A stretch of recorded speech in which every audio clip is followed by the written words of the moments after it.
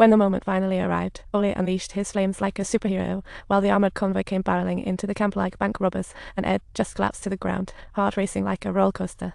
Ole approached nervously to find Ed a human again, like magic. Meanwhile, the vampire squad charged in and found the fermentation vat empty when opened. By now, the three hid in another vat like dumplings. The search was fruitless, so the squad left. Meanwhile, the captured girl was sent to the boss office, the elevator doors opening like a spoiler. The nurses and boss acted like in a drama, realizing the girl was her long-lost daughter. Ignoring her pleas to free her friend, the boss, after a long separation, looked regretful as the daughter stormed off to the elevator. Only then did the boss realize had been stabbed. As the elevator door opened, Frankie appeared like Superman and knocked the girl out. Solid evidence of his daughter's hate for vampires. At her father's plea, the boss thought Frankie would help with something big. Entering the girl's prison, Frankie pushed closer, saying, "Be a vampire, fly high."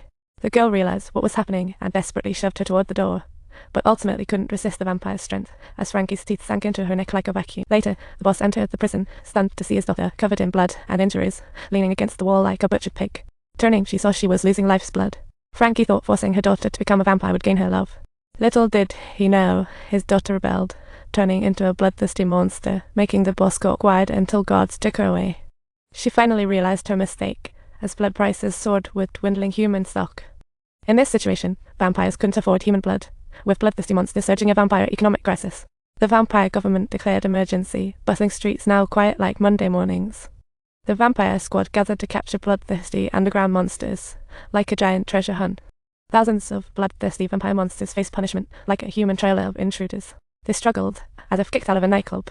At this time, a female bloodthirsty monster clung to Frankie, who stood nearby, and despite her horrific appearance, she recognized. As the armored vehicle departed, vampire citizens said mixed expressions, wondering, "My turn to die." As the armored vehicle entered sunlight, forcibly drive monsters burst into flames, like an unwanted fiery party. Their mournful howls and screams couldn't change their fate. They turned to ash under the scorching sun, almost like a tragic fire performance. Frankie watched this tragic scene unfold as the girl turned back one last time, and for a moment, Frankie felt a twinge of regret until the flames engulfed the girl. Frankie closed her eyes as the girl was swallowed by flames. After the fire, no monster roars echoed under the sunlight. Cold shackles remained until the bloodthirsty monsters were exterminated. Frankie turned and saw the vampire soldiers, gleefully believing peace would return once they were gone.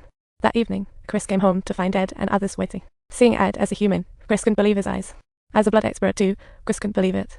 Ed revealed the secret to becoming human, like finding a treasure. Ed confidently declared, but his superhero speech was cut off by a ringing phone. Chris walked towards the glass while answering the phone, unsuspecting his colleague. 10 minutes later, the partition fell silent, prompting Ole to suspect and tiptoe over like a bloodhound to investigate.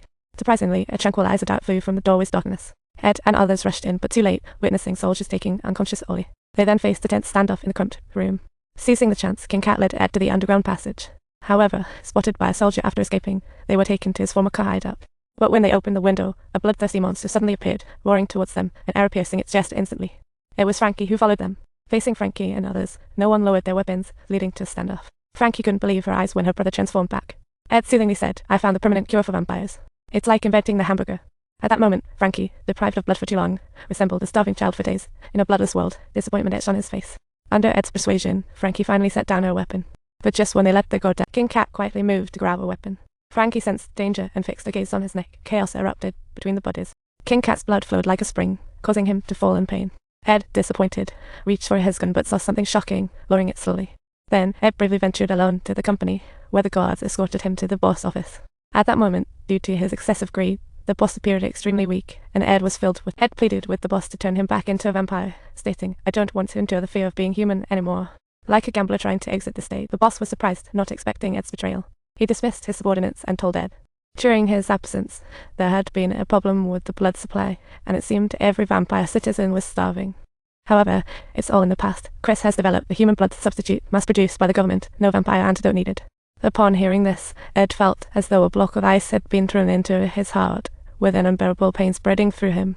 As Ed slowly turned around, the boss appeared to realize there was something wrong with his blood, and hurriedly pressed the emergency button. It turned out Frankie's situation had taken a surprising turn. King Cat was reinfected, nor did he turn back into a vampire. Frankie became human due to the incident, an unbelievable twist. At this moment, due to Ed's blood reaction, the boss was writhing in pain, collapsing like a runaway experiment. Finally, his skin color fully reverted to human. Ed explained the antidote for vampires was their blood. At this point, a large group of vampire soldiers arrived, tense as if facing a duel upon hearing the elevator. However, when the elevator opened, the vampires saw their boss tied up overjoyed. Faced with the boss turned human, starving vampires lost control and pounced, like a grove until the party gone wild. Bursting into the elevator, they tore him apart.